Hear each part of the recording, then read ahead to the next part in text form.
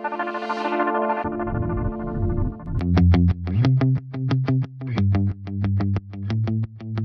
tarde, pessoal. É um prazer ter vocês aqui. Vamos tentar começar no horário. Eu sei que vai ter mais alguns aí que vão chegar um pouquinho mais tarde, mas a gente aproveitar o máximo de tempo que a gente puder. Bem-vindos ao webinar do Instituto Sprinkler Brasil, que vai falar sobre proteção contra incêndio na indústria. A gente está fazendo esse webinar como parte da comemoração dos 10 anos do Instituto Sprinkler Brasil. O tempo voou, faz 10 anos que a gente começou com essa ideia de criar uma organização sem fins lucrativos para divulgar o uso de sprinklers no Brasil e para incentivar o uso de sprinklers aqui. E 10 anos depois a gente já tem uma trajetória aí, tem feito algumas coisas que alguns de vocês devem conhecer. Para quem não conhece o ISB, para quem não sabe a origem, o ISB é uma entidade que foi criada na época pela FM Global, uma empresa do ramo de seguros dos Estados Unidos, e a Allianz, que é uma seguradora alemã. A Allianz não faz mais parte do ISB, hoje em dia ele é tocado 100% pela FM Global, mas a ideia era divulgar o uso de sprinklers no Brasil, e a gente, quando criou o ISB, criou com 4 objetivos principais. O primeiro era a questão da educação, como é que a gente poderia melhorar o nível de informação sobre sprinklers e proteção contra incêndio. E a gente fez aí várias coisas, talvez vocês conheçam a biblioteca do ISB, que existe hoje em dia, vocês podem entrar no nosso site e baixar totalmente gratuitamente uma série de publicações, todas elas, não todas elas, muitas delas de trabalhos vencedores no Prêmio ISB, que é um prêmio anual que nós fazemos, para a melhor monografia sobre o tema de sprinklers, chuveiros automáticos. Então, existe lá um grande número de publicações. Outra área que a gente trabalha é na parte de informação e dados, ou seja, existe sempre muita reclamação sobre falta de informação, falta de dados sobre incêndio no Brasil. A gente tenta, de alguma maneira, resolver isso aí, não resolve, mas tenta dar um jeito, coletando estatísticas de incêndio publicadas na imprensa. Se vocês entrarem no nosso site, você vai ver que já tem lá vários anos de dados que podem ser consultados. Não se trata dos incêndios todos que acontecem no Brasil, mas um grande número deles que são reportados pela mídia. Nós trabalhamos muito dando apoio ao processo do CB24, e especialmente na Comissão de Estudo de Chuveiros Automáticos, que a gente acha que se não tiver normas brasileiras, e normas brasileiras boas, o setor não avança, então a gente dá todo o apoio possível para o CB24, e trabalhamos muito forte na área de legislação e na área do poder público, tentando, de alguma maneira, trazer informações e tentando influir, de alguma maneira, na parte da legislação. Então, muitos de vocês conhecem o trabalho que a gente tem feito na frente parlamentar lá no Congresso em Brasília, falando sobre incêndio em geral. Trabalhamos muito forte na Lei Kiss, quando a Lei Kiss foi escrita e promulgada. Hoje em dia estamos fazendo um trabalho sobre a lei da engenharia de segurança contra incêndio também, que é algo que está tramitando no Congresso, e a gente espera, e aí não dá para fazer outra coisa além de rezar e acreditar que vai acontecer, de que até o fim do ano a gente tem aí um resultado positivo sobre essa questão da engenharia de incêndio. Hoje a gente vai falar sobre proteção de indústrias, e eu tenho aqui 3 feras da área de proteção contra incêndio, cada um na sua área específica. Como sempre, a gente gosta de trazer visões bastante diferentes, porque cada um tem uma visão diferente. Em primeiro lugar, eu queria apresentar o Paulo Silveira, depois eles vão se apresentar com mais detalhes, mas o Paulo Silveira é gerente de riscos da PepsiCo. A PepsiCo é um grupo que dispensa apresentações no mundo, inúmeras plantas no mundo inteiro que tem que ter um programa de segurança, um programa de prevenção de perdas muito sólido e muito unificado. E o Paulo vai dar essa visão do usuário. Porque a gente tem que pensar que todo mundo que faz norma, todo mundo que trabalha com incêndio, não pode esquecer do outro lado a pessoa que paga por tudo aquilo que a gente está recomendando ele fazer. E é essa pessoa que a gente precisa entender também quais são as necessidades dele e qual é a percepção dele para essas coisas. A gente tem também o coronel Marcos, que é o Marcos Farias, que já está na reserva do Bombeiro há algum tempo, mas é muitas ITs e muito do decreto que a gente usa hoje em São Paulo e, por consequência, no mundo, passou na mão dele. Ele era uma das pessoas que estava muito envolvida com a produção do decreto no formato que existe hoje no estado de São Paulo.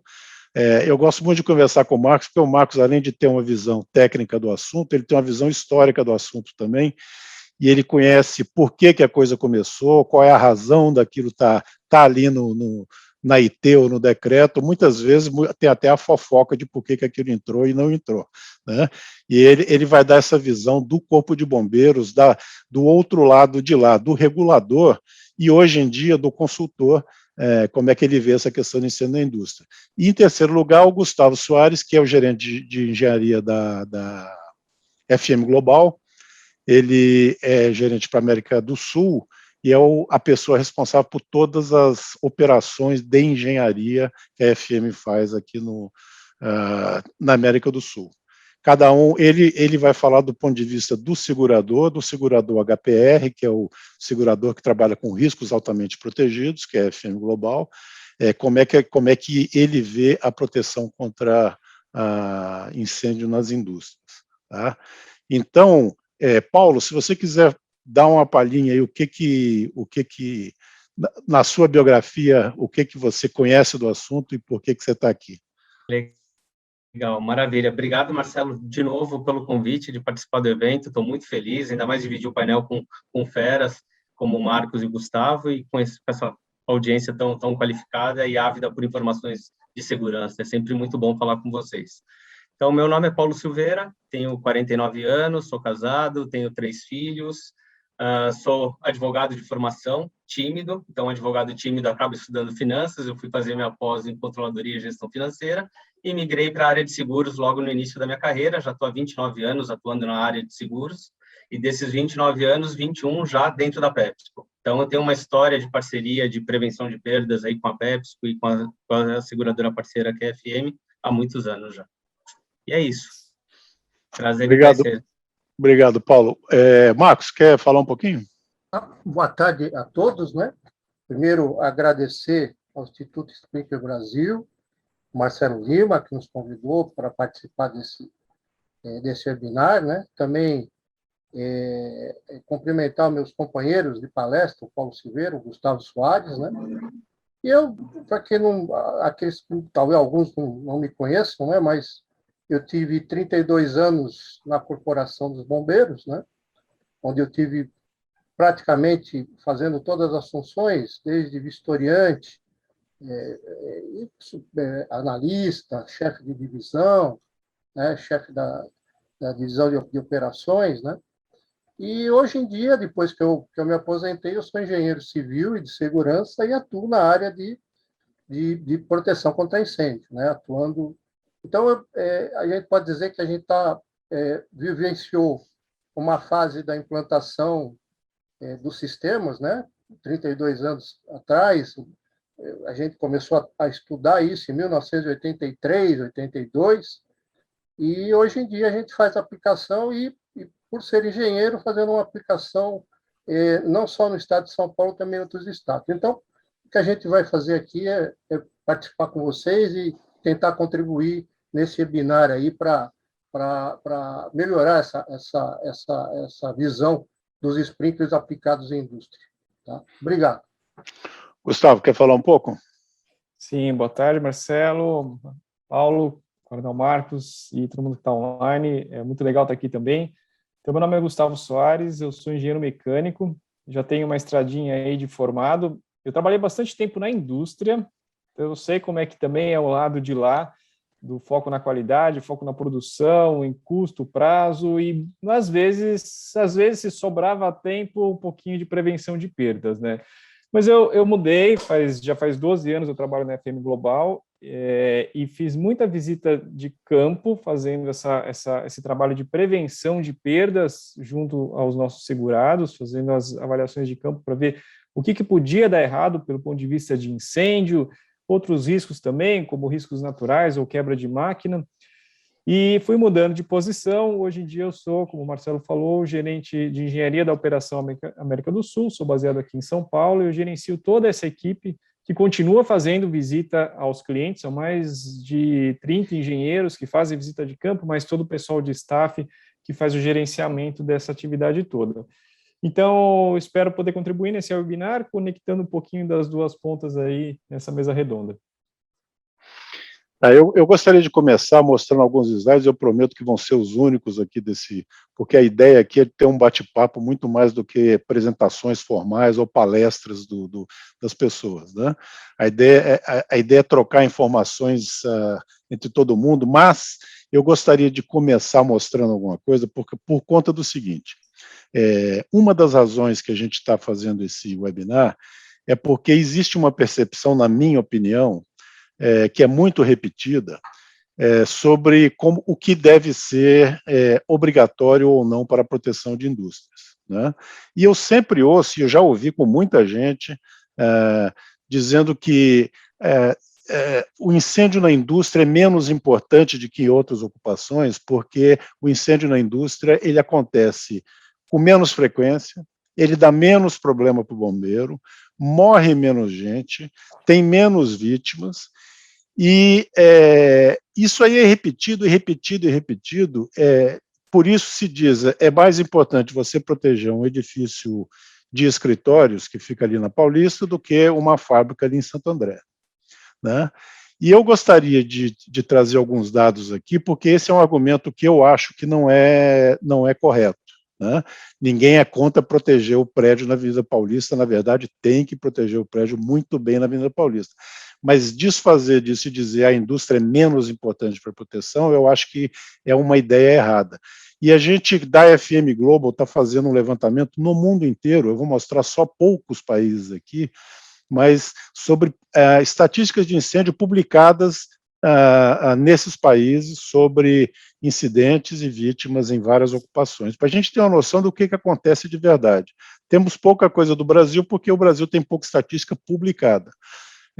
Rony, se você puder colocar na tela aí rapidinho, pode passar o primeiro slide, por favor. Um dos países que tem o melhor sistema de coleta de dados e de estatísticas de incêndio é a Inglaterra. Eu não sei se vocês já viram nesse link que tem aí embaixo, mas é o link do governo da Inglaterra. Vocês têm lá uma quantidade enorme de informações sobre incêndios na Inglaterra e nos outros países do Reino Unido, mas isso aqui é especificamente da Inglaterra. E esse é um número que me chamou muita atenção, porque se a gente pegar de 2015 a 2019 e for consultar os dados, a gente vai ver que, em termos de frequência, o número de incêndios na primeira coluna, que é em indústrias, é, no mínimo, 2 vezes maior do que em outras ocupações que a gente considera bem problemáticas na parte de incêndio. Nessa estatística aqui, você tem indústria, depósito, escritórios e hospitais. Eu não sei como está indo a cor aí, mas a parte azul é de indústria, que é a primeira coluna, né? E isso me chama atenção, porque em termos de frequência, o número é bastante grande comparado com outros tipos de ocupação. Pode passar, Rony. Mas esse dado que vem a seguir é o que realmente me chama muita atenção. Isso aqui é o número de vítimas em incêndios. Cada país coleta o dado de um jeito, cada país tem uma maneira de registrar essas coisas. Na Inglaterra, é registrado assim: se você tem um incêndio com 10 vítimas, então entra como aqui nessa estatística, porque é um incêndio em que houve vítimas. Tá? A vítima pode ser desde um pequeno corte no dedo até um óbito. Tá? Então, a gente não tem esses dados aqui, na verdade existem, mas eu não tenho, a gente não tem tempo de mostrar isso aqui tudo separado por categoria. Mas o que eu gostaria de mostrar é o seguinte: o número de vítimas em incêndios industriais na Inglaterra entre 2015 e 2019, ele é superior a qualquer outra ocupação, nesse caso, depósitos, escritórios e hospitais. O que, para mim, quando eu vi esse número pela primeira vez, eu fiquei muito impressionado, porque eu falei, pô, mas eu sempre ouvi ao contrário. Eu sempre ouvi que incêndios em indústria não causam vítimas, tem poucas vítimas. E a gente vê que lá, esses números são bastante interessantes, são bastante diferentes dessa ideia que a gente tem. Pode passar. Repetindo o mesmo raciocínio para a França, né? Na França, eles têm outra metodologia, eles dividem os prédios em prédios públicos e prédios industriais e depósitos. Então, essa primeira coluna é o que eles chamam de indústria e depósito. O resto é todo o resto que não seja residencial.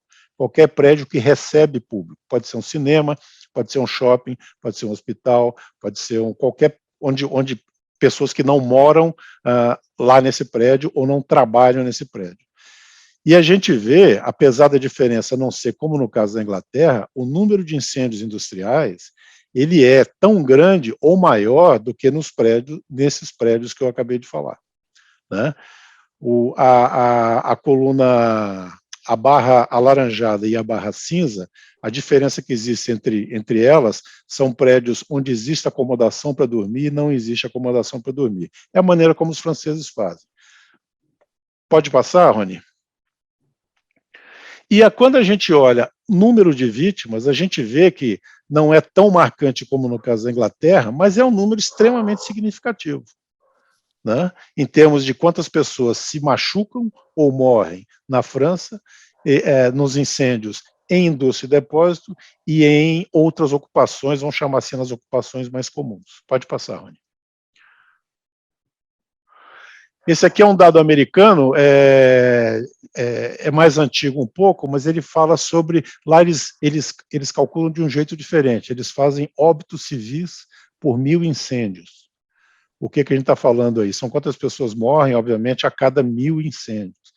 E o que eu quero mostrar nessa coluna é que aí, lá nos Estados Unidos, a parte de hotéis e motéis, ela destoa completamente do resto das ocupações, mas quando a gente considera os outros tipos de ocupações, locais de reunião de público, locais de atendimento à saúde, comércio, escritório, a indústria, ela está ali, e depósitos também estão ali no mesmo nível. Pode passar.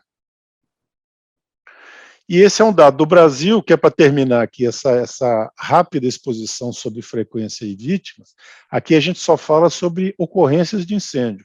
Dados do Estado de São Paulo, do Corpo de Bombeiros do Estado de São Paulo, de 2013 a 2016, que o que eu quero mostrar com esses dados é o seguinte, diferentemente do que a gente sempre diz, não acontece muito, 28% dos incêndios registrados, nesse caso, excluindo-se residencial, em todos esses casos aqui, a gente não coloca incêndio residencial que não está coberto aí pelo decreto ou pelos códigos de incêndio.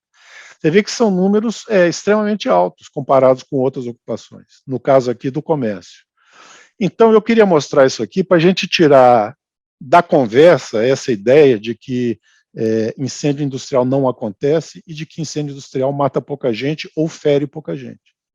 Então, para dar novamente, eu não quero dizer que os outros são menos ou mais, é que também é importante, é um argumento que eu sempre ouço e eu não acho que é correto. Obrigado, Rony. Pode tirar o slide? Eu gostaria de começar fazendo uma pergunta para o Paulo. Paulo, me diz uma coisa, a gente imagina um grupo como o grupo da Pepsi, como tendo várias atividades do mundo inteiro, várias atividades no Brasil. Como é que é um programa de prevenção de perdas para um grupo desse tipo, que tem a diversidade de atividades industriais? Marcelo, obrigado pela pergunta. A PepsiCo, por ser uma multinacional americana, a gente acaba seguindo as diretrizes da nossa matriz do global no tocante à prevenção de perdas. A prevenção de vidas é condição principal da PepsiCo. A gente vem investindo muito nas nossas plantas, então todas as nossas plantas e maiores centros de distribuição têm um engenheiro de segurança no local, que nos auxilia no dia a dia nas atividades. A gente, como plano global de prevenção de perdas, a gente utiliza a FM Global como nossa parceira, principalmente para incêndio. E aí a gente segue os guidelines da seguradora, as recomendações da seguradora, e em cima das recomendações da seguradora nós vamos montando os planos de ação para mitigar os riscos operacionais que a gente tem das plantas. Na PepsiCo a gente tem uma bola dividida, a gente tem 4 grandes pilares para atender a FM Global na prevenção de perdas. Então, é o time de seguros, que faz todo esse match entre nós, clientes, e a seguradora, corretora. Temos o time de engenharia. Dentro do meu time de engenharia, eu tenho uma área de compliance, então cuida de toda a parte regulatória dentro dos requisitos regulatórios, e tem também para atender a FM. Então, desde o início, eles já começam a botar as recomendações da seguradora para a gente, eventualmente, colocar num CAPEX e fazer o investimento necessário. Temos o time de HSE, de sustentabilidade ambiental, segurança e saúde, que cuida de toda a nossa parte de políticas, procedimentos, de elemento humano. E temos o time de manutenção, muito responsável pelas preventivas e por realizar todo o trabalho que antecede um sinistro e a gente tentar evitá-lo. Mais ou menos é esse o programa de seguros, é um programa global, já vem da diretriz, então cada unidade da PepsiCo no mundo segue a mesma regra, as mesmas condições, e é focado principalmente em pessoas e na continuidade de negócio. Paulo, continuando, como é que é a relação entre os guidelines internos, os guidelines que você segue no mundo inteiro, e a legislação local? Como é que vocês combinam uma coisa com a outra? Não. Perfeito, Marcelo. Até alguns anos atrás, era discrepante o que a gente recebia de orientações da nossa matriz para prevenção do que a gente tinha dos pedidos locais, da legislação local. Então, a gente sempre priorizava o que vinha da nossa matriz, o que vinha da FM como recomendação. Então, eu atendia bombeiro e ainda fazia a cerejinha do bolo atendendo a FM Globo. De uns anos para cá, nossa legislação de incêndio tem melhorado bastante, tem ficado muito mais próxima, então esses gapzinhos têm sido menores nos últimos anos. Mas hoje a gente tenta atender o regulatório local, mais o que a FM pede que eventualmente a norma local ainda não atende.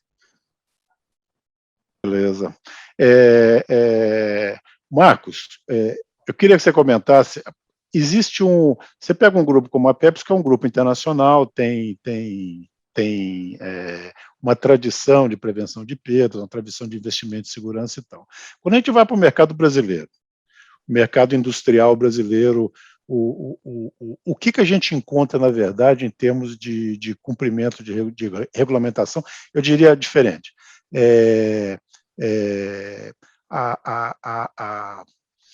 A propensão a fazer a mais do que a legislação pede. Você vê isso aí no mercado, em geral, não? Como é que é a sua experiência?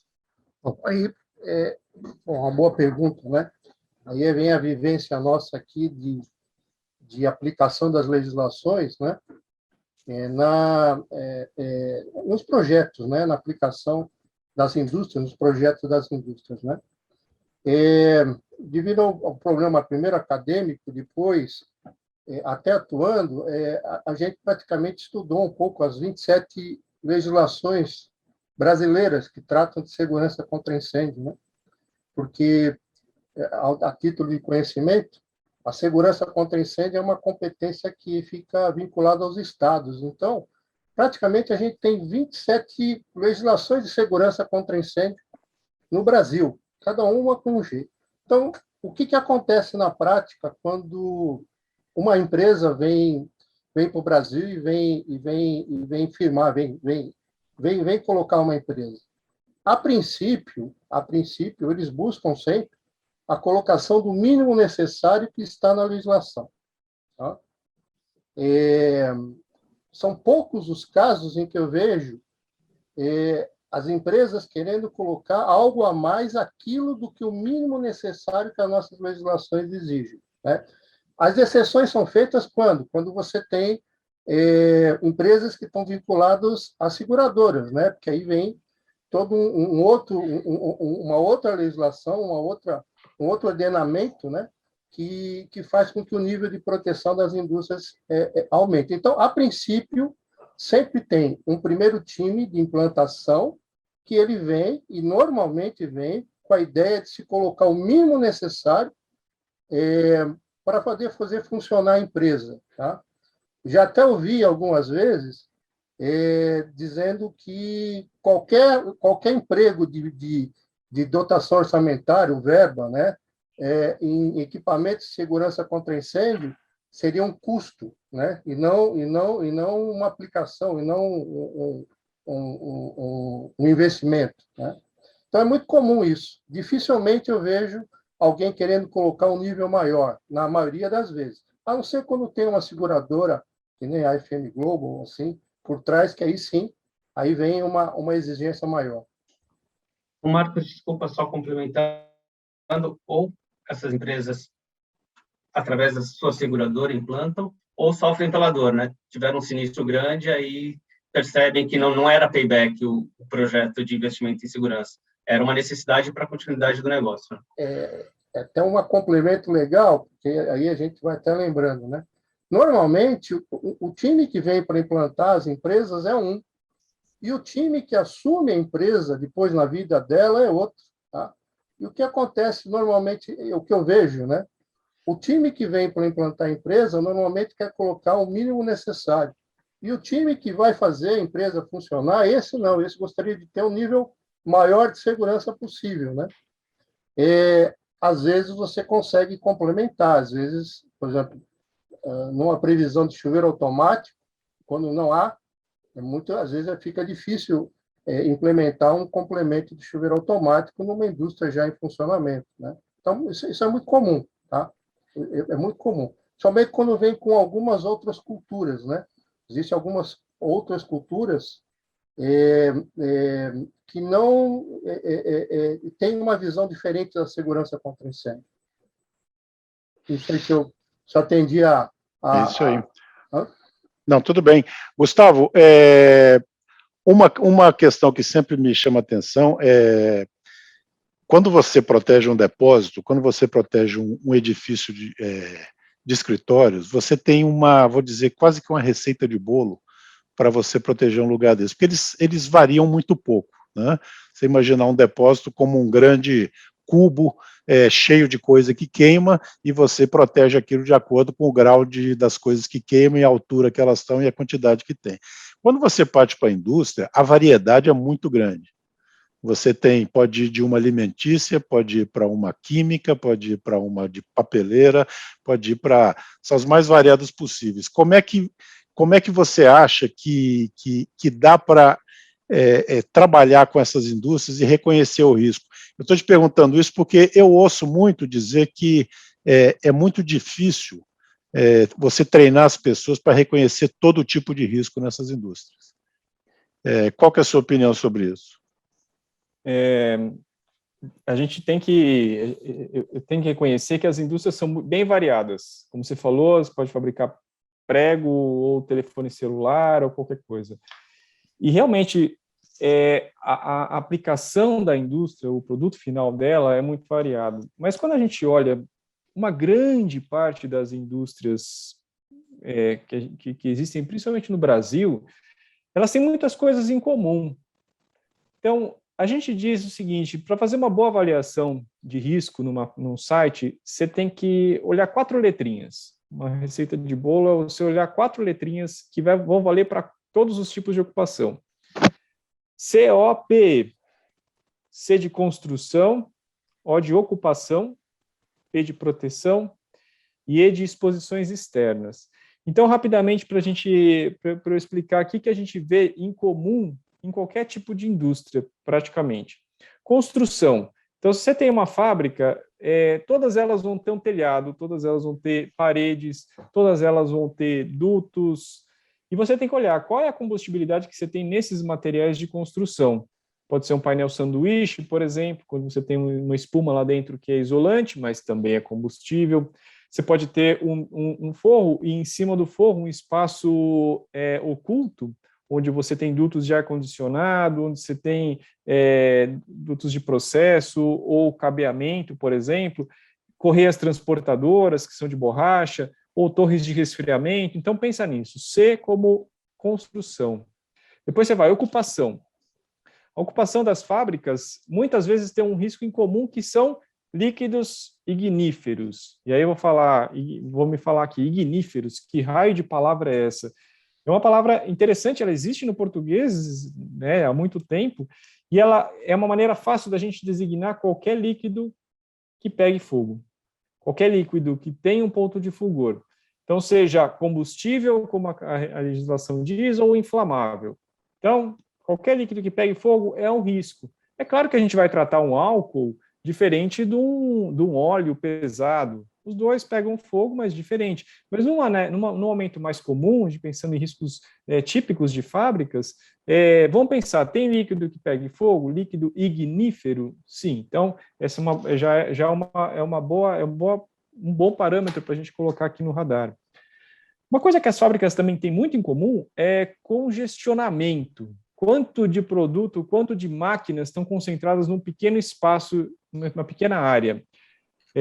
Bom, a gente torce, né, que as empresas do Brasil cada vez mais produzam mais e tenham mais demanda de produto, só que isso também leva a maior volume de estoque em processo. Então, a gente está falando de uma fábrica, mas do lado da máquina tem um pallet com produtos para serem processados ou recém-processados. Esses pallets e esses produtos podem ter plástico, podem ter madeira ou papelão, coisas que pegam fogo.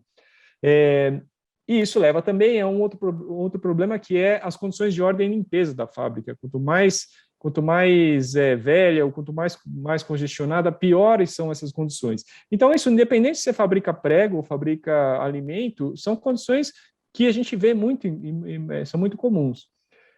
Depois, a terceira letrinha, o P de proteção, é a hora que a gente vai olhar para cima e ver se o site teve essa preocupação, como o Coronel Marcos estava falando, de já colocar alguma coisa que proteja, além do que a legislação pede. Muitas vezes a legislação vem melhorando, como o Paulo falou, mas às vezes ela ainda não tem força de lei, né? Para você ver se essa empresa teve essa preocupação de proteger o que tem embaixo da fábrica, né? O que tem embaixo do telhado, que são, sim, as máquinas, os estoques, os produtos, mas também as pessoas que estão operando lá embaixo. Então, proteção, P de proteção, associando sprinkler, que é a pauta dessa mesa, assim como também a reservatório de incêndio e a bomba que alimenta o sistema inteiro. Bom, e a última letrinha é o E de exposição. O que é exposição? Exposição externa, que pode vir de fora para dentro. Então, você tem estocagem externa no pátio, você tem tanques, você tem vizinhos com ocupações perigosas. Isso, de novo, não tem muito, não é particular de nenhuma indústria, mas se a gente fizer essa avaliação rápida, C de construção ou de ocupação, P de proteção e E de exposição, a gente já vai ter um bom radar para a gente ter uma noção. E aí, quando a gente pensa em sistema de proteção de sprinkler, pode dar a impressão que é uma coisa super complicada, em milhares de normas. Bom, é claro que não é qualquer um que pode chegar lá e ficar montando, mas a gente vê muitos casos de sucesso de empresas assim, indústrias mesmo, que conseguem colocar em operação e conseguem fazer projetos e agora tem o ativo físico e o ativo pessoas, né, o ativo recursos humanos protegido com sprinklers. Não sei se respondi. É isso aí. Ainda nessa ideia das diferenças, Marcos, eu já ouvi falar mais de uma vez de que uma das razões de que a legislação e o Corpo de Bombeiros têm menos, vamos dizer, preocupação com a proteção da indústria em comparação a outras ocupações, é porque é muito difícil você treinar o pessoal do bombeiro para fazer uma avaliação da indústria. Por quê? Porque é muito variada, porque tem vários tipos de processo, pela própria dinâmica de um corpo de bombeiros, que as pessoas não ficam muito tempo numa determinada posição e depois são transferidas para outro lugar. Você não pode ter um cara experiente de 20 anos fazendo inspeção, né? Porque ele estaria parado no tempo ali. Como é que você vê, você tem sugestão para como é que isso aí poderia ser de alguma maneira melhorado? É uma boa pergunta. O que a gente percebe é que os 27 estados brasileiros, eles trabalham com uma legislação prescritiva. Como você falou, que nem fosse uma receita de bolo, né, vamos dizer assim. E até, eu não sei se por uma facilidade ou não, eles baseiam suas exigências de segurança contra incêndio nas características construtivas da edificação, área, altura, né? Nas características de ocupação e também alguma coisa vinculado a um risco de incêndio, né?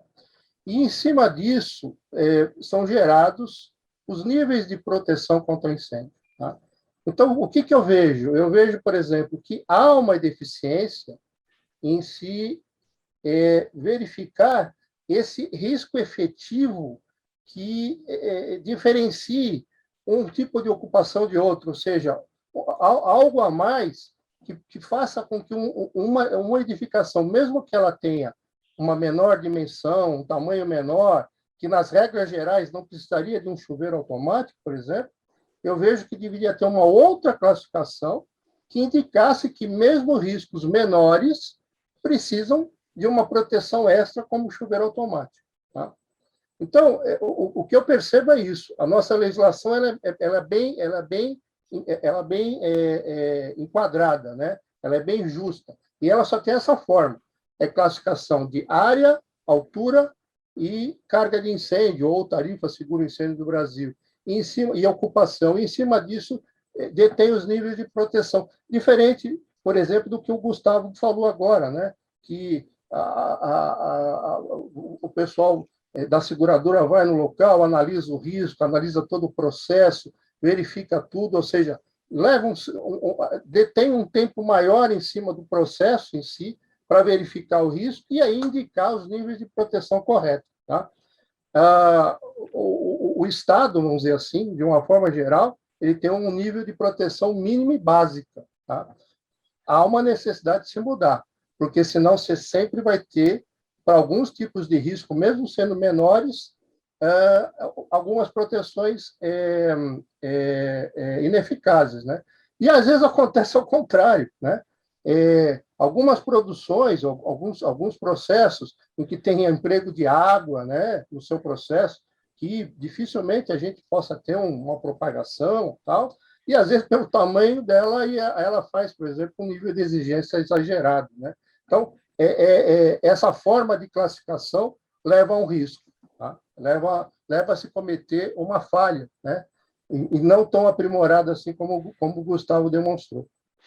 Então, falando sobre legislação, Marcos, e os outros aí podem dar um palpite se tiverem, se quiserem, eu acho interessante. A coisa que eu me bato bastante é que, se você pegar o decreto de São Paulo, e daí os decretos de outros estados são baseados no decreto de São Paulo, hoje em dia, se eu for construir uma fábrica de móveis aqui no estado de São Paulo e na maioria dos estados, e se ela tiver menos que, pode ser que eu não esteja lembrando exatamente o número, não sei se são 7.500 metros quadrados ou 10 mil metros quadrados, mas se for abaixo disso, é tratado como uma fábrica que não precisa de um sistema de sprinkler. Se for uma fábrica que trabalha com autopeças, que tem tratamento térmico, que tem fluidos hidráulicos a alta pressão, que tem prensas com fluidos hidráulicos a alta pressão, tudo isso também não necessita. Ou seja, a legislação, hoje em dia, ela pede muito pouco. Se alguém for instalar algum sistema de sprinklers numa fábrica, é porque ou a corporação estrangeira pediu, ou porque alguma seguradora exigiu, ou porque já teve um incêndio tão grande que gato escaldado tem medo de água fria. Né? Nessa visão sua, se você for analisar a maioria das legislações nossas, a exigência primordial e primeira é a compartimentação de área. Tá? Então, normalmente, ela vem na legislação e fala, olha, se o edifício tiver tais características, você é obrigado a fazer a previsão de compartimentação de área. Que aí vai 4.000, 5.000, 7.000, conforme o estado. E, na falta da compartimentação de área, você faz a previsão de chuveiros automáticos. Tá? Isso daí é mais ou menos em regra, né? Porque tem alguns estados que são diferentes. Existe engenharia para isso. Então, eu acho que essa discussão de quanto que os códigos estão pedindo, eles vão na rasteira de como a sociedade pensa. A gente tem que mobilizar essa sociedade para começar a pensar com um pouco mais de prevenção na cabeça. Gustavo, Gustavo, só complementando... Pode continuar, perdão, pode falar. Só complementando, nem toda a sua perda é segurável. Não dá para você transferir para uma seguradora 100% da sua perda no caso de um sinistro de grande proporção. Vidas não são mensuráveis. Danos reputacionais não são mensuráveis. Então, só porque uma seguradora pediu você proteger, também não é o racional que os gestores de risco têm que ter. Você tem que pensar na continuidade sustentável da sua empresa. Paulo, dentro disso aí que você acabou de falar, muita gente analisa incêndio como dano material e perdas humanas, ponto, né? E eu imagino que na indústria, isso aí você citou algum desses problemas, você pode elencar aí qual é o resultado de um incêndio, especialmente de um incêndio catastrófico, qual pode ser o resultado disso para uma empresa do porte da PepsiCo, ou até menor, mas que tem uma série de unidades interligadas no Brasil ou no mundo? Não. Perfeito, Marcelo. A gente teve no passado um sinistro de grandes proporções aqui no Brasil e a gente aprendeu também na prática os danos que um grande incêndio pode trazer para a operação. Além dos danos patrimoniais, que geralmente são cobertos por seguro, seja os danos materiais, seja lucros cessantes, a gente tem os possíveis danos sociais que a gente causa na sociedade. Então, a gente parou uma operação por determinado tempo naquela localidade, aquelas pessoas que trabalhavam naquela localidade provavelmente não terão mais seus empregos, porque não tem como realocar para outros estados, para outras operações da Pepsi. Então, a gente causa um impacto direto na sociedade local. Outro é o dano reputacional. Ninguém quer ter seu nome atrelado a um grande incêndio de grandes proporções saindo na mídia. Se você tiver uma vítima fatal, que não foi o nosso caso, graças a Deus, e aí não tem como mensurar a perda desses familiares. Perda de mercado. Por mais que a seguradora te indeniza pelo lucro cessantes, o teu concorrente vai invadir a prateleira e vai ocupar teu espaço dentro do supermercado, no caso da gente, da alimentícia. Então, são vários danos em consequência desse incêndio que podem acarretar numa disrupção do negócio. Beleza. Ainda com você, Paulo, a gente já falou bastante de sprinkler aqui. Como é que é a política da Pepsi com relação à proteção das fábricas? Com o sprinkler, qual é o peso que se dá para isso aí? Tá bom. Hoje, como matriz, a gente já tem definido, e assim já é regra de engenharia, toda nova instalação, nova fábrica, nova construção, já deve contemplar sprinklers, já deve contemplar um reservatório de água suficiente, uma bomba recomendada, e aí já para todos os projetos novos da empresa.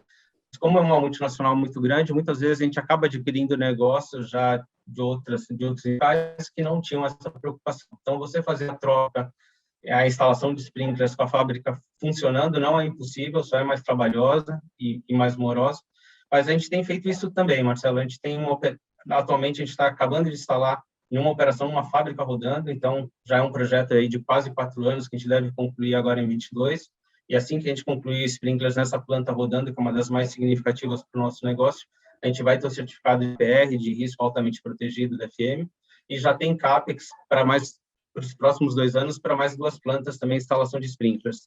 Hoje a gente já tem nessas localidades parcial e a gente está com um projeto para tornar sprinklers em toda a fábrica. Beleza. Eu tenho aqui algumas perguntas que estão vindo do pessoal que está assistindo. Eu vou pegar aqui uma primeira que chegou, do André Felisberto. Ele está perguntando para o Paulo especificamente em que momento a PepsiCo entendeu que incêndio era algo relevante em sua matriz de risco e decidiu investir nisso. Qual é a sua opinião quanto à percepção dos gestores brasileiros a enxergar o risco de incêndio como um risco ao seu negócio? Isso está mudando ou estamos longe disso ainda? Vamos lá. O incêndio para a PepsiCo sempre esteve presente na nossa matriz de risco, é um dano que a gente considera considerável e pode ser bem significante para a nossa operação, então desde sempre ele esteve na nossa matriz de risco. Nós transferimos parte desse risco para a seguradora, já há muitos anos. A FM globalmente já é a seguradora da PepsiCo, acho que há mais de 40 anos, e aqui na operação desde que ela chegou ao Brasil há mais de 20 anos. Então, a gente já tem essa maturidade de prevenção de segurança já, pelo menos, há 4 décadas dentro da companhia, junto à FN.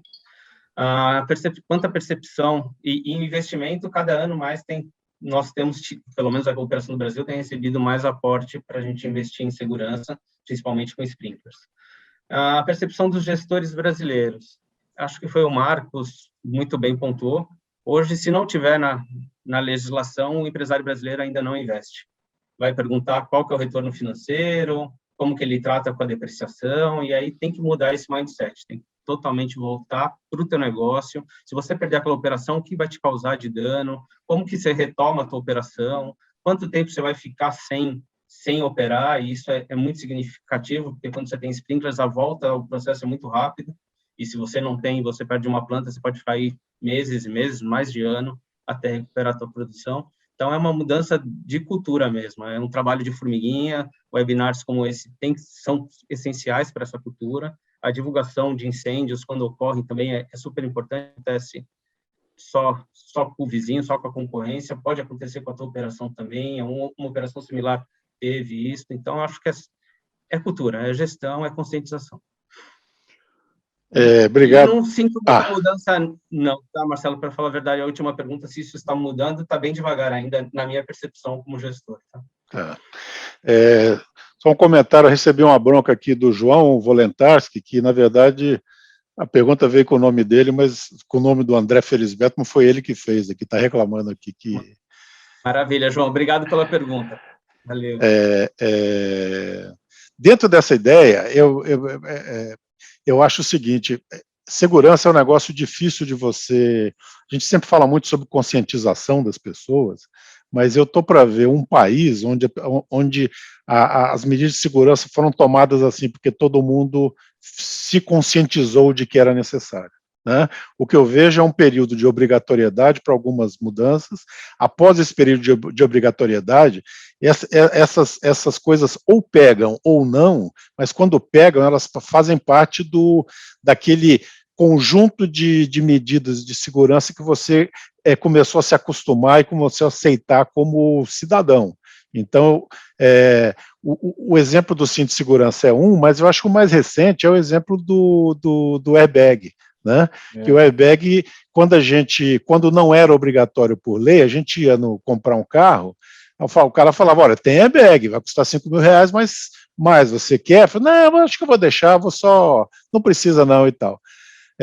Só empresa americana que comprava com airbag, só gente que tinha muito dinheiro comprava com airbag, até o momento em que baixaram uma lei que dizia assim, todo carro nacional ele tem que ser produzido com airbag. E isso passa a fazer parte dos sistemas de segurança que a gente tem. Eu imagino que daqui a alguns anos, do mesmo jeito que meus filhos hoje em dia não andam sem cinto de segurança, mas quando eles eram bem criancinhas andavam, porque não tinha a exigência, eles vão passar a achar muito estranho um carro sem airbag. Né? É por isso que eu tenho essa discussão sobre a legislação de incêndio e a exigência de sprinklers e outras medidas de proteção em prédios industriais, porque enquanto a gente considerar que é uma preocupação da indústria e da seguradora, nunca vai se mudar isso aí. E tem uma coisa, Marcelo, que acho que às vezes a gente fica falando de incêndio nesse mundinho, né? Cada um aqui dentro da sua casa ou escritório, numa situação segura. Eu acho que pouca gente pensa de verdade a respeito de como que é o desenvolvimento de um incêndio, especialmente dentro de uma indústria, né? Onde você tem todas essas variedades, que são variações do mesmo tema, muitas vezes, mas que são coisas operando ali. Você tem máquinas rodando, você tem gente soldando, você tem coisas acontecendo ali, tem gente vivendo ali, né? Aquele é o dia a dia delas, e de repente uma das máquinas, vamos dizer que tem óleo hidráulico, vamos dizer que tem algum óleo de corte combustível, alguma coisa assim, e você tem uma ignição. O tamanho do fogo industrial é um negócio que as pessoas às vezes acham assim, é um fogo, vou apagar lá com extintor, uma coisa assim. Não, é um fogo feio, um fogo que daqui a pouquinho, em minutos, às vezes segundos, está rompendo pelo telhado. É um negócio que impacta. E uma coisa que as mídias sociais estão fazendo, talvez, né, não de propósito, mas um favor meio que correlato, é publicar essas coisas. Então, hoje em dia, quando tem um incêndio, Dali a pouco você vai ver alguém publicando isso no seu WhatsApp ou na sua mídia social, dali a pouco isso já está no YouTube até, porque a pessoa é youtuber também e posta, e aí você começa a ver, imagina isso acontecendo na sua fábrica, na fábrica onde eu trabalho, por exemplo, que eu vou lá todo dia, imagina esse cenário de um fogo chegando ali, a romper ali pelo telhado, comprometendo as minhas máquinas. Isso, quanto mais a gente pensa a respeito, você começa a ficar com medo. Assim como antes você tinha medo agora você tem medo de sair sem o cinto, você tem medo de pegar um carro sem airbag. Mas também assim, qual é a chance de você bater seu carro? A chance é pequena, a chance de um incêndio é pequena, mas você pensa na consequência, sua segurança física com o airbag na sua analogia aí, e o tamanho do fogo daquele negócio lá causando dano ali na sua frente. Pensa nisso, tenta visualizar esse incêndio onde você sabe, no seu negócio, o empresário que está assistindo isso aqui, ou a empresa que não tem, por exemplo, uma seguradora que fique salientando esse risco, mas o risco continua lá, mesmo que a seguradora não fale. Então, pensem nisso, o impacto visual é muito grande, o calor é intenso, o tanto de fumaça que se gera, e o Paulo falou um monte de consequência, né? Impacto social, empregos, etc. E outra coisa é meio ambiente. Quanto de lixo se gera, quanto de fumaça se gera. Então, tem um monte de impacto que a gente tem que meio que pensar. Imagina isso acontecendo na minha fábrica. Acho que isso mobiliza um pouco mais. Eu acho... Complementando lá, Paulo. também, a gente ouve muito que, mas na minha indústria tem uma brigada de incêndio muito bem treinada, mas incêndio não manda invite pelo Outlook, ele aparece na hora que você está com com a tua guarda baixa. Então, por mais que você tenha uma brigada muito treinada, pode ser que por alguma falha o incêndio ocorra e você não consiga conter logo nos primeiros momentos e, como o Gustavo falou, ele se torna incontrolável. Isso aí eu acho bem interessante, leva a gente para um outro lado também. Primeiro, essa questão da brigada eu já ouvi também como justificativa por que não se pede proteção em indústria. Porque a indústria se protege, a indústria tem suas brigadas e tal. E eu gostaria de perguntar para o Marcos, como bombeiro da reserva, mas que já combateu um bocado de incêndio por aí, há algum tempo atrás, como é que é a experiência de você combater um incêndio num lugar desses, né? A gente sabe que cada incêndio é uma coisa diferente, todo mundo sabe. O incêndio no hospital é um negócio complicadíssimo por causa daquele monte de gente que não pode se mexer e talvez seja pior tirá-las do lugar lá do que não tirar. Cada incêndio, obviamente, tem o seu risco e sua dificuldade. Mas como é que você vê os incêndios em prédios industriais e tipo de história você tem? Você tem algum caso desse tipo? É lógico, com 32 anos correndo lá na corporação, algum dia eu fui sorteado com incêndio, né? Com certeza. Mas um pouquinho antes só, Marcelo, se você me permitir, um assunto que você passou, depois eu complemento, mas você falou sobre a sociedade e o nível de proteção da sociedade. Numa dessas fases nossas de elaboração da legislação aqui de São Paulo, nós tivemos um consultor inglês, um pesquisador chamado Malhotra, e renomado, né, lá na Inglaterra, e ele esteve aqui no Brasil e ele participou e ajudou a Corporação de São Paulo a escrever parte de uma legislação na época, né? E numa dessas perguntas nossas para ele, a gente estava falando sobre isso, sobre nível de proteção contra incêndio que a gente espera que uma sociedade tenha, né?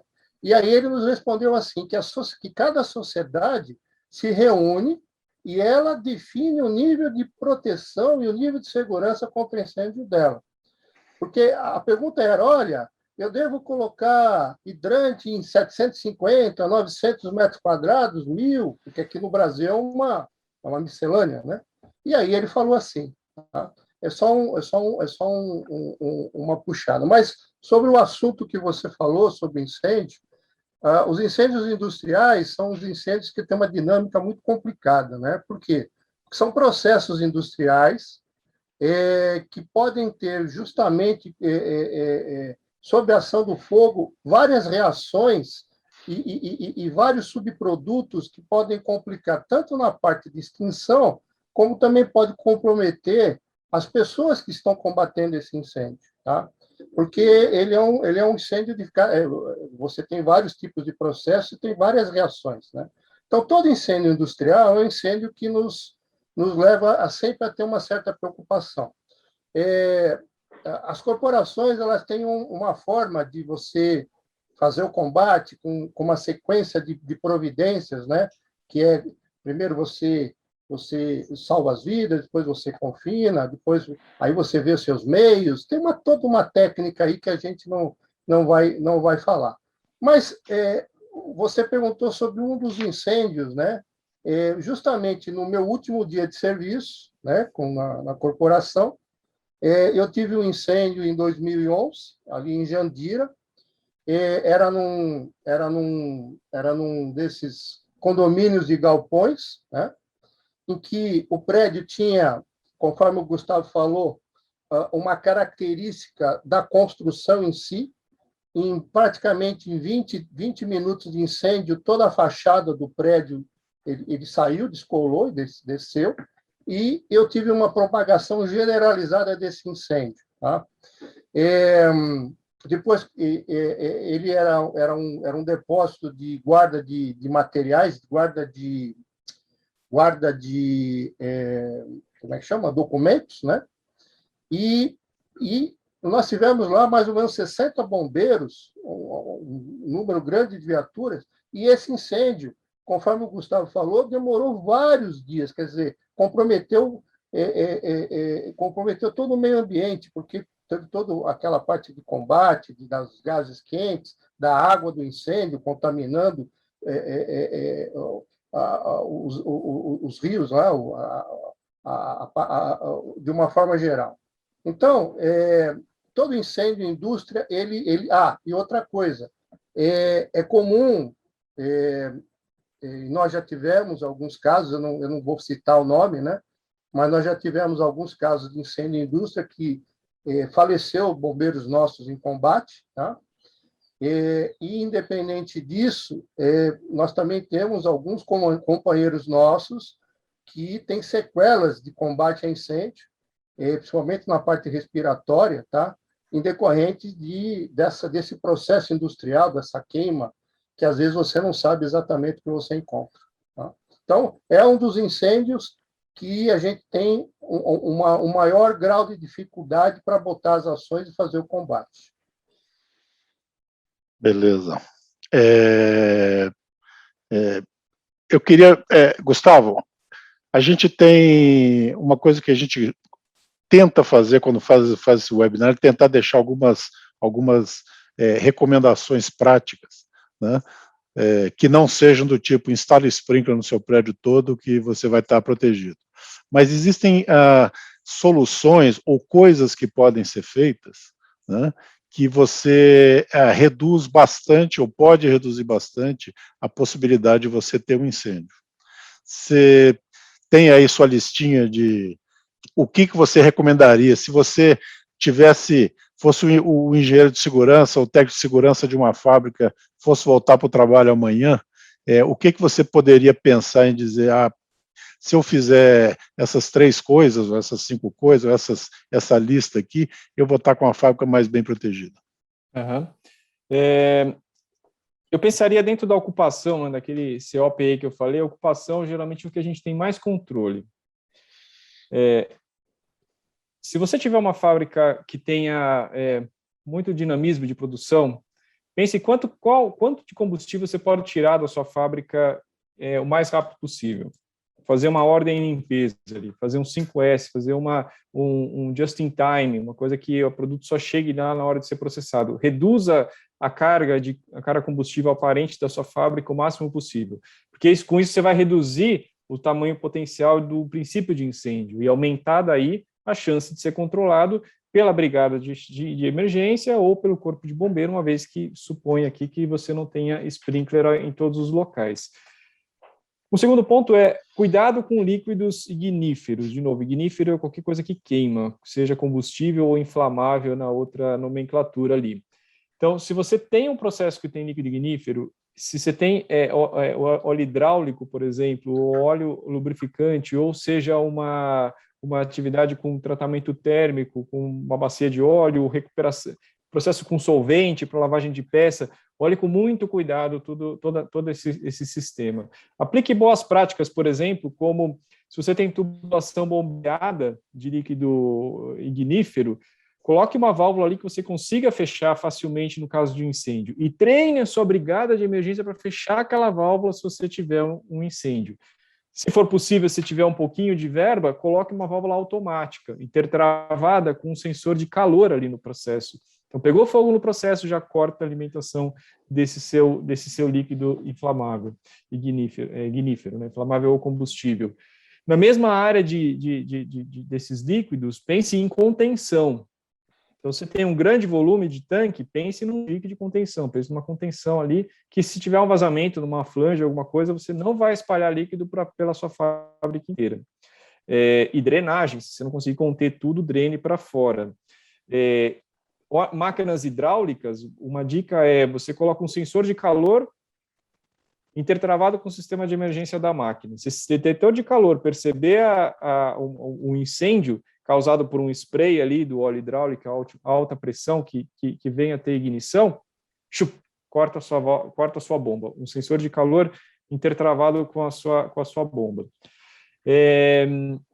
E uma outra boa prática é você treinar os seus operadores a como atuar numa situação de descontrole. Antes de gerar uma emergência de incêndio, às vezes as máquinas, os processos dão dicas de que alguma coisa está saindo do controle. Então, se você tem um sensor de fluxo e ele começa a acusar baixo fluxo, provavelmente você tem um vazamento nessas tubulações de líquido que queima. Se você tem medidores de pressão, temperatura e alguma coisa começa a sair do controle, o que o operador pode fazer naquele momento, antes da emergência se desencadear, para evitar que a emergência aconteça? Então, apertar um botão, fechar uma válvula, chamar alguém, correr, alguma coisa, um treinamento específico nas situações anormais, nas situações que ainda não são de incêndio. Como fazer o primeiro ataque? Cuide da sua manutenção elétrica também. Muitos incêndios são causados por falta de manutenção elétrica, curto-circuito. Essa é a causa número 1 de causa de incêndio numa indústria. Então, se você tem sistema elétrico aí, com bandejamento de cabos, com painéis elétricos, cuide bem deles, faça termografia, garanta que as preventivas estejam em dia. Se você tem transformador a óleo dentro da sua fábrica, tente colocar com parede corta-fogo ao redor dele, não deixe ele exposto à sua fábrica, porque se ele tiver uma explosão, ele pode gerar fumaça tóxica, ele pode gerar o incêndio dentro agora da sua ocupação principal. Política de fumo é outra coisa. Hoje em dia, as fábricas, lógico, estão sujeitas a uma legislação que proíbe o fumo dentro de espaço fechado, mas em ambientes de projeto, onde está construindo a fábrica, ainda a gente vê muito isso, o pessoal fumando e trabalhando, porque ainda não está ainda montado, não é um ambiente totalmente fechado, então cuide disso. Tem um ponto importante, eu sei que eu estou estendendo um pouquinho, mas só para fechar, que é a gestão de trabalhos a quente. Então, também está relacionado aí aos operadores.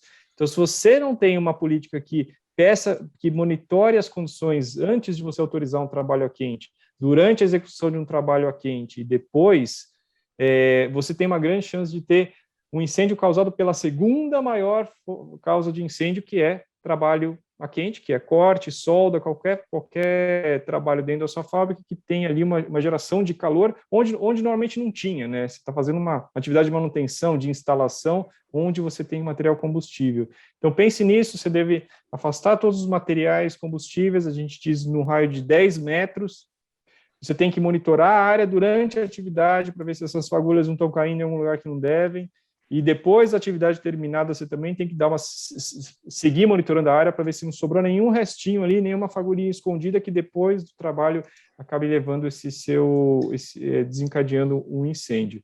Então, são pequenas ações, e para fechar, Marcelo, e um pouquinho a pauta desse webinar, que é sobre sprinkler, pense assim, eu não consigo verba para colocar sprinkler na minha fábrica inteira de X mil metros quadrados.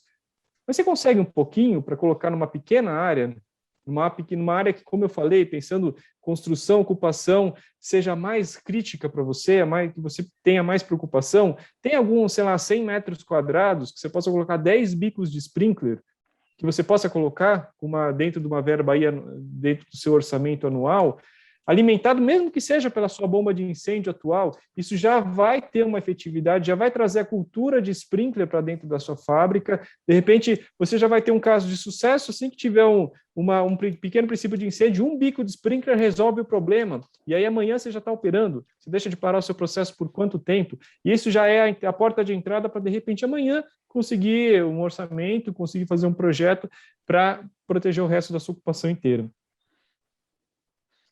Eu achei interessante que eu falei com o Gustavo, 3 coisas, e se deixar, você solta mais umas 10 ou 15 aí, porque, na verdade, gente, tem muitas coisas, além do sprinkler, que você pode colocar e que você vai melhorar muito a sua segurança. O sprinkler, eu sempre digo que ele é o que corrige um monte de deficiências. Fez besteira aqui, fez besteira ali, o sprinkler está ali como o beck da roça lá que chuta para longe o incêndio. Mas tem um monte de coisinhas pequenas que podem ser feitas.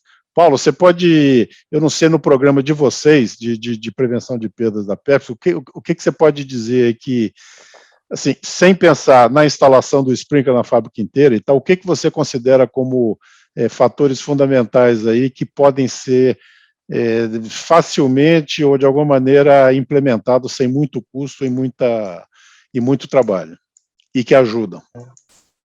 Eu acredito, Marcelo, que os procedimentos de elemento humano, aqueles que são políticas, procedimentos, inspeções, testes, são fundamentais para a prevenção.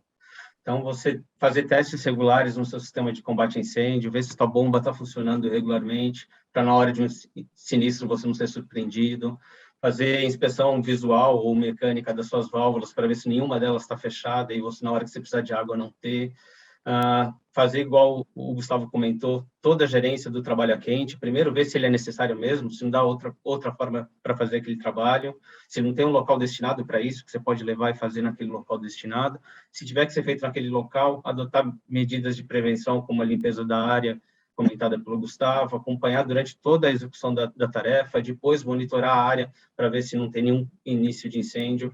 Na hora que você compõe a brigada de incêndio, você definir papéis e funções fundamentais, como um notificador, quem vai notificar o corpo de bombeiros, tem que ter uma pessoa responsável por turno, quem vai ser o cara que vai desligar a energia elétrica, quem vai acabar com o suprimento de gás ou de óleo no caso de um incêndio, quem vai dar os primeiros socorros às vítimas e evacuar as pessoas. Então, você tem que ter no seu plano de brigada papéis bem definidos e o mais robusto possível na hora de um incêndio. Se você não tiver sprinklers, vai fazer a diferença. Novamente, dá para fazer uma lista grande de coisas que são basicamente de procedimento, treinamento de pessoas, estabelecer atitudes que devem ser tomadas durante a emergência para diminuir a emergência, né? O Gustavo falou ali, você tem o fechamento do suprimento de líquido inflamável. É um negócio tão, vamos dizer, simples, mas que se você não tem as pessoas treinadas para saber para que lugar vão correr, para desligar, para fechar uma válvula, isso aí pode ser a diferença entre perder um prédio inteiro ou ter só um pequeno incidente na sua fábrica, né? Tudo isso é super importante. Marcos, você como bombeiro, o que você vê? O que você deixa de dica para o pessoal? Vamos lá. Primeiro, eu acho que se eu puder falar como engenheiro, né, e acho que até vou falar o anseio de várias empresas de projeto, né, de engenharia de projeto. Seria uma padronização da engenharia das exigências de segurança contra incêndio no Brasil, né? E as empresas de engenharia sofrem muito com essa diversidade que você tem 27 estados, 27 formas de fazer engenharia, 27 formas de se exigir os níveis de proteção. Então, até um pouco utópico, né? A gente sabe disso, mas quem sabe a gente pode sonhar, né? Que até essa frente parlamentar, né? Eu já sei que já indicou um modelo de código, né? Tal, mas que isso realmente fosse uma padronização. A segunda visão seria o quê? A criação de uma classificação específica nova dentro dos nossos códigos. Isso vai demandar de um estudo de vários assuntos, para que você comece a definir a proteção chuveiro automático para alguns tipos de risco, independente das outras proteções. Mudar essa forma atual e fazer a exigência correta para o risco que você tem. Tá? E dessa forma você evita essa visão que nós temos hoje no Brasil da colocação de chuveiro automático como medida compensatória para não colocação de compartimentação, aumentar saída de emergência ou melhorar algum outro tipo de proteção. Tá?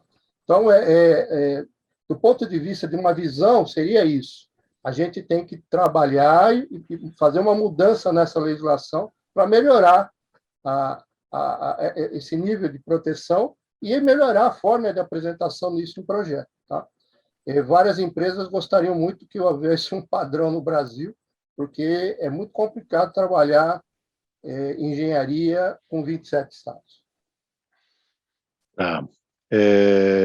Pessoal, a gente está chegando aqui no final do nosso webinar.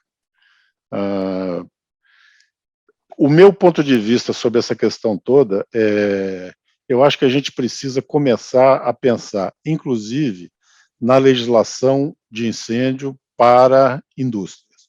Por tudo isso que a gente falou, porque são casos são incêndios que acontecem com frequência, são incêndios que têm impacto, ao contrário do que muita gente diz, são incêndios que causam vítimas, sim. Eu sempre penso assim, você tem um lugar onde você tem alta temperatura, alta pressão, líquidos inflamáveis, atrito, e um monte de material guardado, por que uma ocupação dessa é menos perigosa do que um escritório? Não é, né? Ela, inclusive, tem muito mais chance de incêndio. E eu acho que a gente precisa levar isso em conta. Acho também que se a gente não fizer, se a gente não começar, e eu digo a gente, eu digo a sociedade, não começar a exigir que sejam instaladas proteções mais adequadas para a indústria, a gente vai continuar a vida inteira reclamando de que não tem, porque não vai haver um movimento dos empresários e dos proprietários em fazer, em colocar mais do que a legislação exige. Isso aí é quase que um comportamento de todos nós. Nós, mais ou menos, tocamos a vida assim, né? A menos que seja exigido fazer alguma coisa a mais, a gente faz o que se precisa para tocar em frente. Então, eu acho que a gente deveria discutir mais isso, conversar mais isso. Essa ideia que o Marcos citou agora a respeito de proteção, vamos dizer, a proteção spot sobre riscos, né? Considerar uma fábrica como um lugar que tem diferentes tipos de riscos, seja ela uma indústria química, seja ela uma indústria metalúrgica, ela tem alguns pontos em comum que você pode pedir para que estes riscos sejam protegidos e não aquilo como um todo. Se é uma indústria química, sim, se é uma indústria metalúrgica, não. Né? É algo para ser levado em conta também. Eu acho que deveria ser visto o modelo de outros países, como é que a gente faz isso em outros países, porque eu sou grande fã do decreto de São Paulo, realmente sou, porque eu acompanho muito legislação no mundo inteiro. Na América Latina, por exemplo, a gente terminou um estudo recentemente, não tem ninguém que chega perto da legislação do Brasil em termos de efetividade. Alguns pequenos países, mas não dá para comparar com o Brasil, adotaram a NFPA 100% integralmente, então eles têm uma legislação que é mais completa, vamos dizer assim, mas não dá para comparar porque são países menores do que Sergipe. Então a gente não tem como comparar a nossa necessidade a esses países.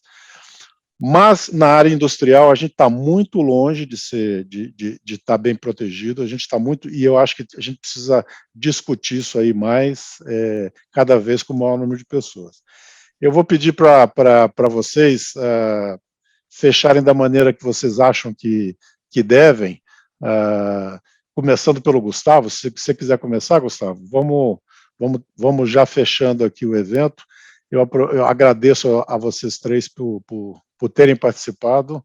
Acho que as informações que vocês passaram foi muito interessante para o pessoal que está assistindo. E vamos em frente, vamos nessa briga aí para ver o que a gente consegue de mudança. Quer falar, Gustavo? Sim. Obrigado, Marcelo. um prazer estar de novo junto com você, com o Paulo, o Coronel Marcos e todo mundo online aqui. Eu queria só reforçar esse ponto, sem chover no molhado, mas da possibilidade da gente olhar para os riscos industriais e pensar que tem uma solução. Dá para a gente evitar essas catástrofes, sejam grandes, sejam aquelas que aparecem no Jornal Nacional, sejam as menores, mas que também causam todos esses prejuízos, pequenos, médios aí, que vão acabar causando impacto no negócio, no dono do processo ali, geração de empregos de pessoas e claro que dano material também. E existe solução, e a gente tem que continuar mobilizando. Então, se cada um de nós aqui levar esse assunto para a próxima reunião que tiver no Teams, daqui a meia hora ou amanhã, e discutir um pouquinho mais a respeito, e pensar o que dá para fazer para evitar que sinistros de incêndio aconteçam, eu acho que a gente já começa aquela cadeia positiva, aquele desenrolar, aquela bola de neve positiva que vai mobilizando as pessoas. Então, motivo cada um a pensar um pouquinho a respeito, o que você pode fazer amanhã, com quem você pode falar para levar esse assunto adiante. Obrigado, Gustavo. Marcos, quer falar? Rapidinho, só agradecer essa oportunidade aqui de falar com vocês, né, poder expor esse pensamento, né, de bastante tempo já de aplicação e de estudo, né, e dizer que, eu até esqueci, se você permitir, a gente também está representando aqui, eu sou um dos membros da Associação de Engenheiros Bombeiros, junto ao CREA, né, e essa associação, assim como o ISB, também está criada aí para melhorar e desenvolver essa área de segurança contra incêndio. Se vocês quiserem se aprofundar um pouco, chama aí Bombesp, tá? Fica à vontade lá. Mas agradecer essa oportunidade de a gente estar aqui e poder participar desse evento. Obrigado. Vocês têm um site da associação, Marcos? Nós temos um site ali da associação e nós estamos começando a criar agora alguns eventos lá para difundir também outros assuntos vinculados à segurança contra incêndio. Tá? Se quiser passar o endereço aí do site. Tá bom, eu vou colocar aqui, né? O endereço aqui eu coloco aqui no site, tá? Mas ela é vinculada junto ao CREA, tá? E a finalidade dela é ajudar a desenvolver esse lado da segurança contra incêndio, sendo vinculado dentro ao Conselho Regional de Engenharia aqui de São Paulo. Tá? Maravilha, Obrigado obrigado. pela oportunidade, viu, Marcelo? Obrigado. Paulo, sua vez. Bem, Marcelo, gostaria de repetir o agradecimento. Estou muito feliz de estar participando desse evento. Acho que ele é muito importante para os nossos setores, seja de quem legisla, quem paga a conta, igual você mencionou, e que precisa do serviço bem feito, da seguradora por trás. Então, estou muito feliz de ter participado. Me coloco à disposição para responder questionamentos dos ouvintes e dos colegas do que precisar, através do meu LinkedIn. Basta mandar uma mensagem por lá. Estou à disposição para a gente falar um pouquinho mais de segurança. E por mais que a gente tenha investimentos numa empresa como a PepsiCo, multinacional, e muitas vezes nem todas as empresas conseguem ter esse aporte financeiro, prevenção tem que estar na nossa cultura. A gente tem que saber encontrar alternativas de mitigar os riscos, fazer processos melhores, mais robustos, um processo de housekeeping das nossas plantas para mitigar os riscos de incêndio. Então, estou à disposição para a gente trocar ideia e aprender juntos. Muito obrigado novamente. Muito bom, muito obrigado a vocês três, foi realmente muito bom. Obrigado a quem está assistindo, quem ficou até agora. A gente tem um número bastante grande de pessoas aqui assistindo. Estou recebendo aqui um monte de mensagens dando parabéns para todo mundo, quero dividir com vocês aí, o pessoal gostou do evento, e gostaria de anunciar que no final de outubro a gente vai estar voltando ao assunto de sprinkler, só que a gente vai falar sobre um tema que está causando muita discussão aí, que é a nova norma de armazenagem, de proteção por sprinklers de área de armazenagem. A BNT NBR 16981, se não me engano, é o número que ela veio, é a antiga 13792, foi uma norma que demorou mais tempo para construir do que se esperava. A última contagem que eu vi foi 13 anos ou 14 anos para ficar pronta, mas ficou um calhamaço de 300 páginas, bastante completo, e a gente vai falar sobre isso, vai fazer um debate com várias pessoas para a gente responder as perguntas de quem trabalha na área. Vocês em breve vão estar recebendo informações sobre esse evento no final de outubro. Muito obrigado a todos, foi um prazer estar aqui, o ISB está comemorando 10 anos e esse tipo de evento e esse tipo de ação é o que nos move e espero que esteja aí por mais 10 ainda. Muito obrigado, um abraço a todos.